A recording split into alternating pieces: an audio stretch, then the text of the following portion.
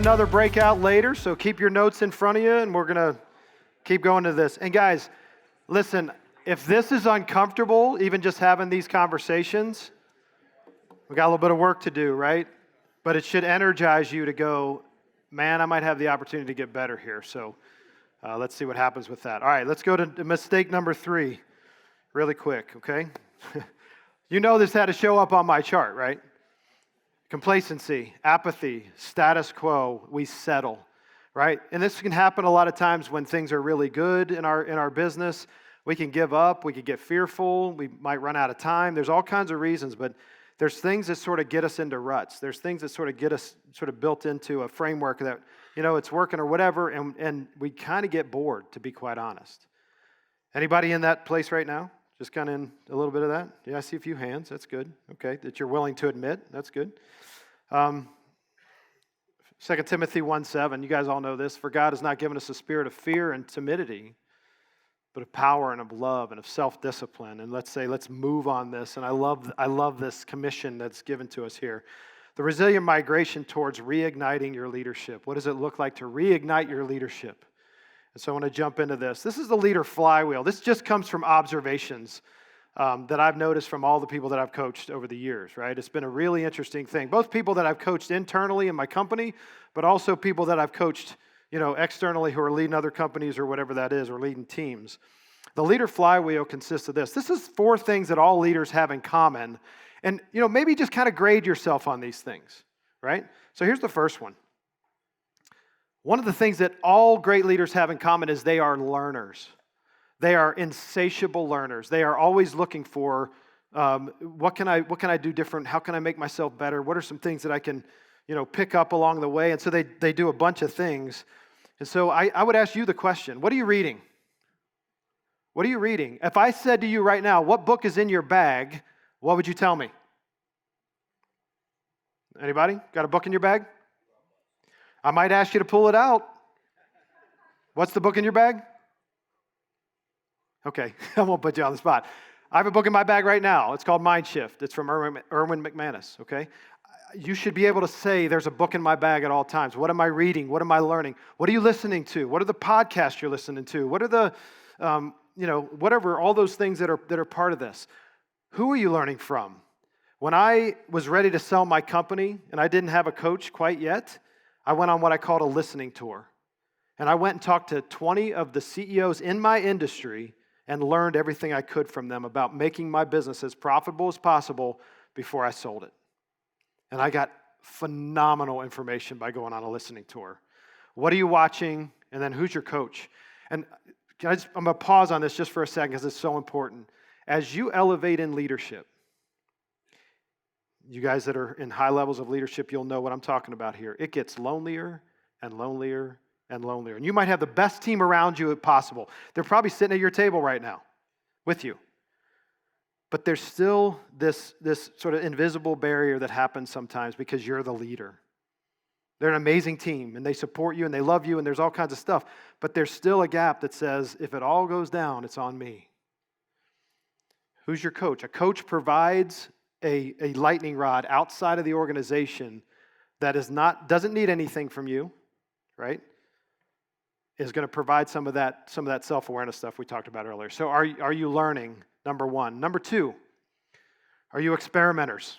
Are you an experimenter? Great leaders are experimenters. They're always trying something new. And I would just ask the question, what are you working on big? What's that big thing you're working on? What's that thing that gets you up when your feet hit the floor in the morning? You're like, I can't wait to go to work. I can't wait to go do this thing. What you working on big? All right? And so experimenters are always piloting something. They're saying, hey, what can we pilot? How do we solve problems? Let's get some problems. Like they embrace problems. They're like, there's a problem. Let's go fix it. Let's go figure out how to get this done. How are you cultivating innovation everywhere in your organization?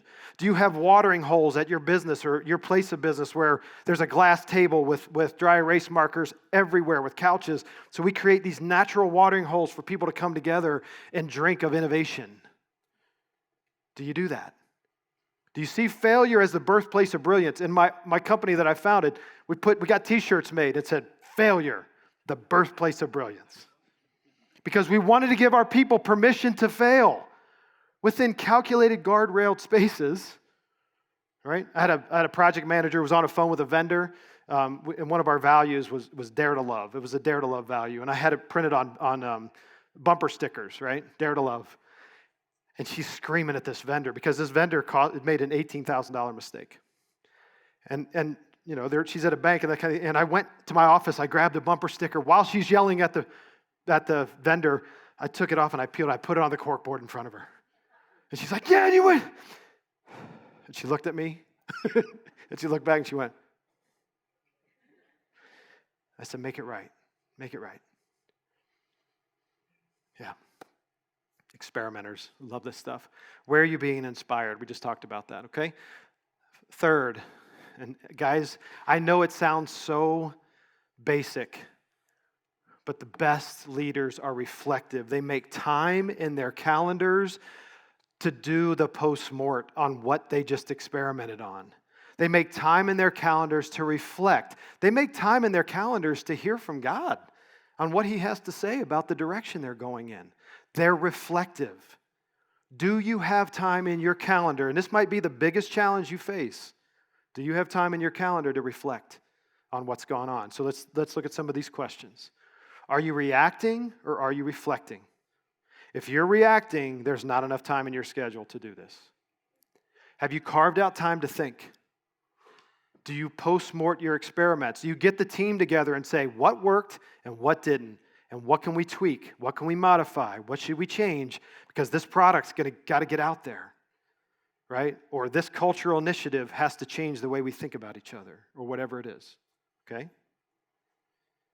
And then lastly, the best leaders are teachers.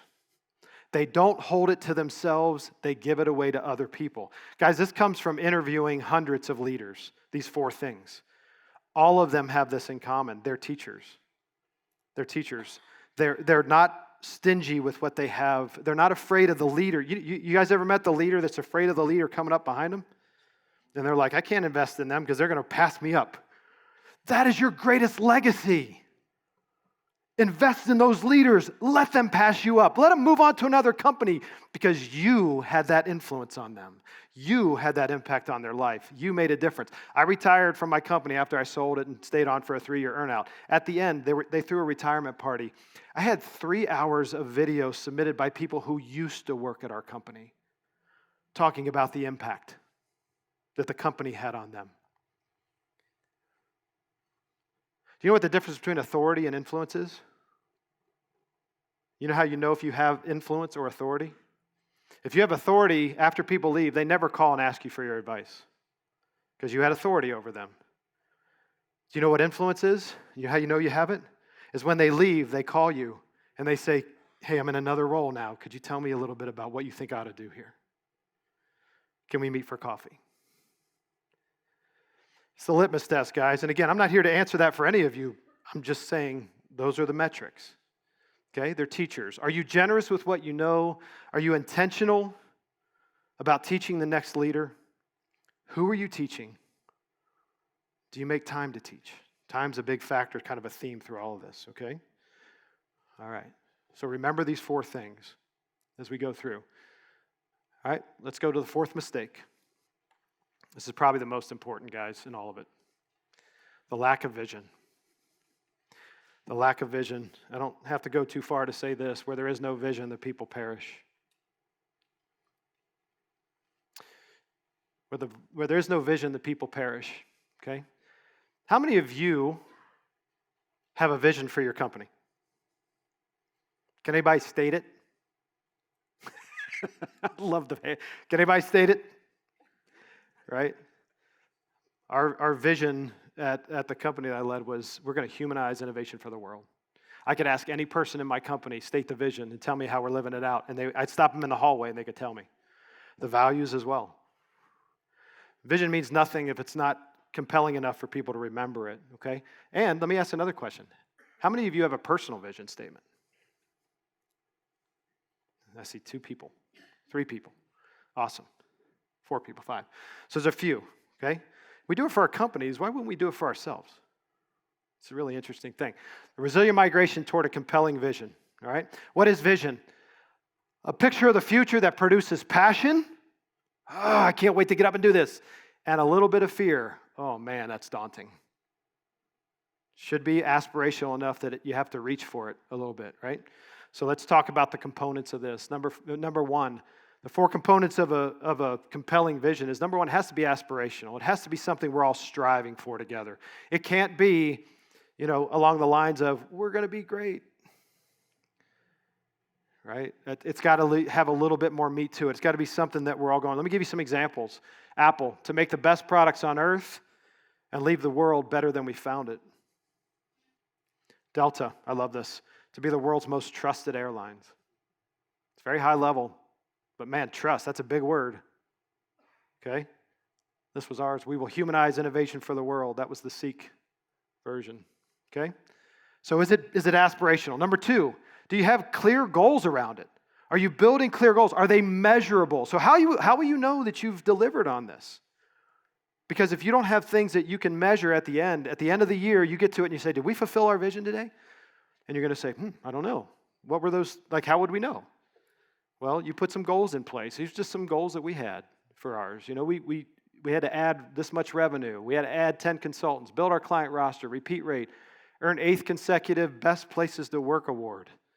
We were after it every year. Culture score of 4.2 or higher. That's how we measured on a scale of 1 to 5. Was our culture healthy? When I left, we had a 4.4 culture score because we focused on it with the ACE framework that I showed you just a little bit ago, right? Because people felt seen. Number 3, is it consistently shared? Do you share it out consistently? So you can't just have a vision. Vision leaks, guys. If you can't get up one day in front of your staff and say, we're going to go humanize innovation for the world, and then not talk about it for a year. That's why people can't remember the vision. It's because we don't talk about it. So we have to create systems within our organization. I could do a whole talk on this, you guys. But one of the things we did, we put a deck of cards in the center of our table, of every meeting room, every conference room we had. And when we went mobile for COVID, we actually put an app on people's phones. And you could pick a card on your phone, and it would say, state a value and state when somebody in the company lived it out in the last week. And you couldn't start a meeting until somebody answered that question. That's building your vision, your values into the fabric of your organization. You have to share it out consistently. You have creative ways of doing this, guys. This was just one of the ways that we did it. How do you share the vision consistently over and over and over again? What does that look like? And then lastly, we forget this all the time, it's celebrated when we achieve it. How many of you reach a goal and immediately set another goal and never stop and celebrate the fact that you just hit one? Again, not for me to judge. I'm not asking you to stand up and say, that's me. But I want you to kind of sit with this for a minute and say, do we celebrate? Do we have mechanisms in our organization? We had a big gong in our hallway, a big gong, and it was a 3-story building. And when we landed the big fish, we landed an account with Visa. I got in there and I banged that gong like bang, bang, bang. Everybody came out. It was a big celebration. They're lining the staircase all the way up. And we said, we just landed the big whale. We just did this thing. And it's because of you, and you did your part, and you did this part. And we called people out. What happens to an organization if I don't celebrate and I move straight on to the next goal? What happens to your people? Why are we doing this? Why am I working so hard for this company or this leader? They don't even see what I'm doing here. Guys, we can't miss this, okay? We can't miss this. Success is best when it's shared. Howard Schultz, CEO of Starbucks, said that. Let's make it personal for a minute. I asked you guys how many of you had a personal mission statement or personal vision statement that you kind of go after. And so I want to challenge you, write a personal vision statement. What is your vision statement? Here's mine.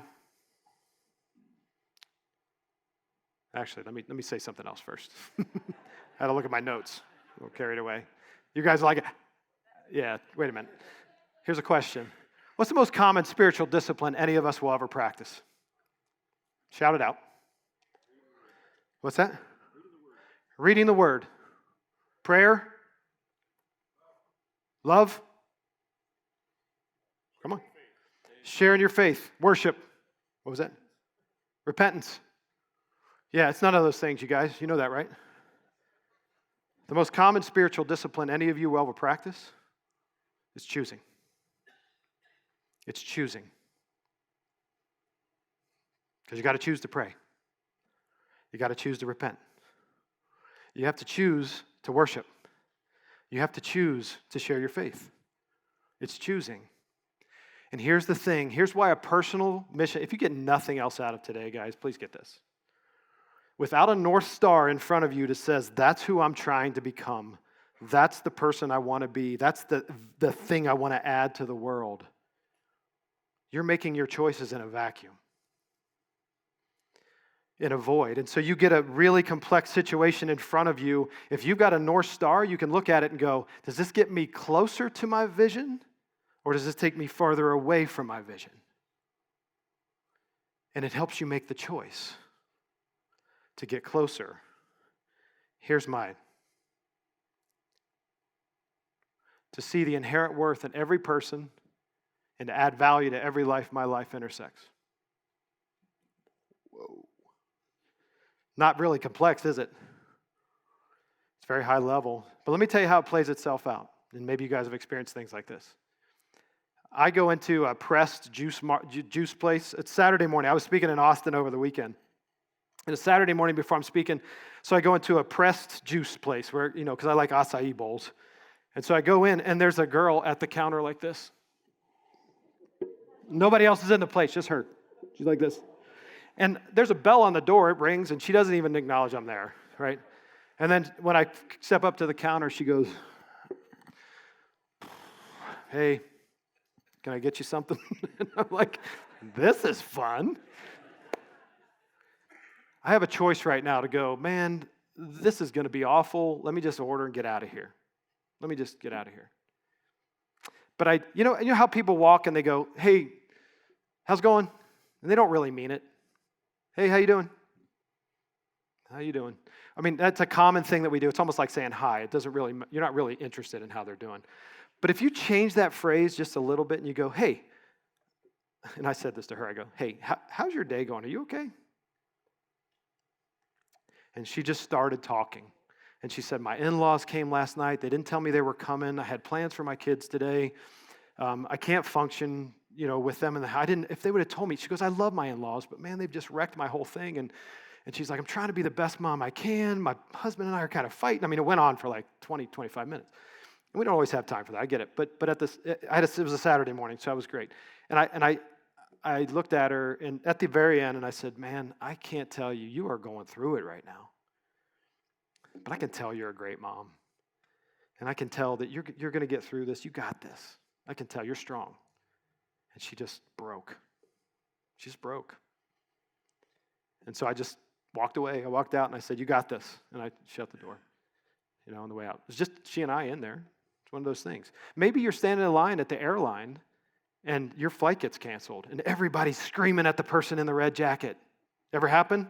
And you're just as mad as everybody else. You're like, I want to get home. It's Friday.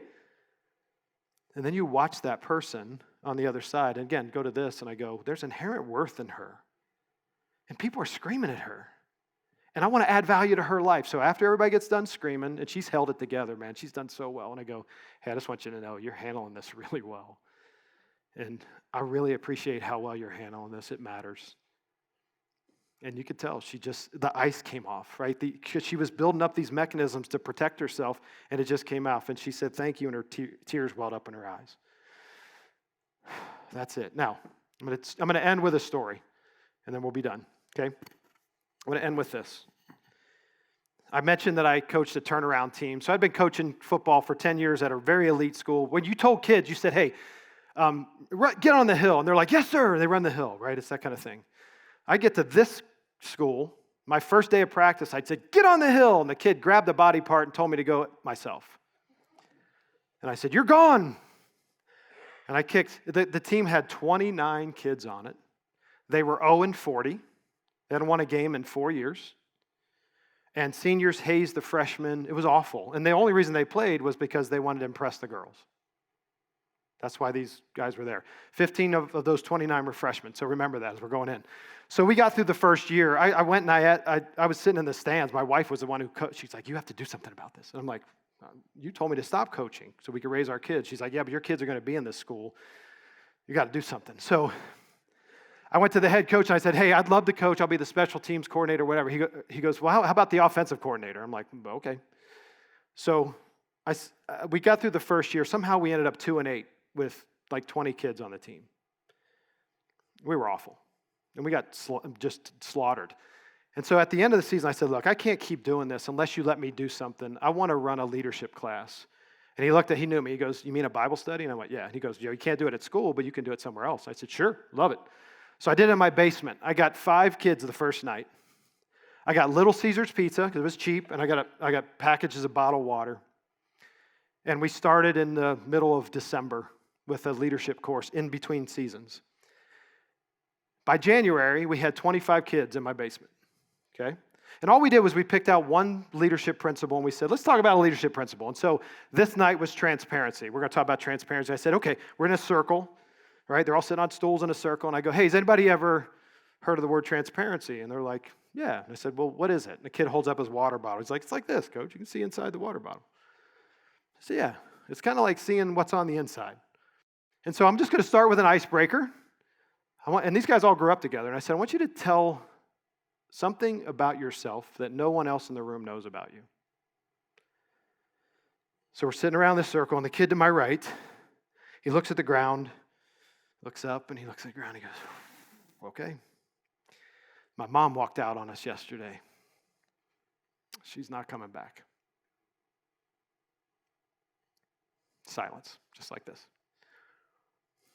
And some kids around are trying to process what he just said because they all know his mom, right? And we get through that. There's tears. There's all kinds of stuff. And the next kid goes, my mom and dad fight all the time. And when they do, they don't like me to be in the house, so they kick me out of the house and lock the door. And I slept on my porch last night, or not 2 nights ago. It was 13 degrees outside that night. The next group was 2 kids. It was twins. And they said, my dad works on an oil rig, and when he comes home, he takes all my mom's money, and then he spends it all. And we haven't eaten in 2 days, and that's why we're here. We're just here for the pizza. I was like, I appreciate your honesty. But we're starving. And it's story after story after story. And then it gets to a kid named James. And James says, and I'll never forget this night, James says, he's like struggling to come up with the courage to say what he's about to say. And all these guys have gone before him, which is helpful. And I said, James, you don't have to say. If you don't want to, don't say it. He's like, no, I need to. And I said, okay. So we gave him time, and he goes, a month ago, I walked into my kitchen, and my dad was sitting there with a pint of Crown Royal and a gun in his mouth. And I had to pull the gun out of my dad's mouth.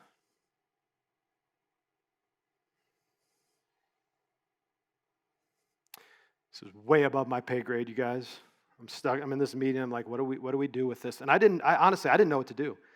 I was like, there's some really serious stuff going on here. And something very amazing happened that applies to everything I just shared with you guys. We had a vision that I said part of this leadership thing is we're going to come up with a vision statement. Developing leaders of men through the pursuit of football. You see anything up there about winning? Developing leaders of men. That was the primary goal that we set. We're going to develop leaders of men. And so something really interesting happened in this moment where one of the seniors stood up in the middle of this thing and he just started talking. I didn't know what to do. I was lost. I was like, He stood up and he goes, all right, enough. And he used some colorful language. I won't share that with you. He goes, enough of this. And he pointed at each kid in each of their stories and he goes, you two that haven't eaten, the rest of us are bringing sandwiches to school. We're going to take care of that. You can freeze them, but you're always going to have food. And you, don't sleep on your porch. What are you thinking? Call me. I will come and pick you up. And you can sleep at my house. And he looked at another senior and he goes, he said, and I know he will too. You'll go with him too. And then he looked at the one, the one whose mom walked out, and he goes, I know your mom walked out, but you know what? Come be a part of my family. And he said, guys, we got to start taking care of each other. We've known each other since we were little. I had no idea any of this was going on. And a leader emerged. Now remember, 0-40, 2-8 in season 5. In 4 years after that night, 9-1, 72 kids on the football program, and went to the playoffs. Anything about winning up there? No. Developing leaders of men, developing our team, following the vision, seeing where it goes. Okay? I want you to process everything that we've talked about today. I've given a lot of tools and frameworks. We got another breakout. We'll do it for about 7 minutes. I'm done. I just want to tell you guys what an honor it's been to be able to speak to you today. And I thank you for giving me the opportunity to do this. And Dan and everybody. Oh, yeah.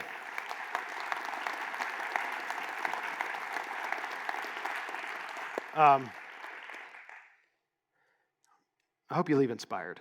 And I hope I added some value today. We're going to have a panel right now, for about 6 or 7 minutes. And then we're going to do a Q&A afterwards where Dan's going to come up, myself, some others. And then we'll let you guys just ask questions, kind of pepper us with questions throughout. Okay? Good stuff. Go ahead and break into your groups and start talking.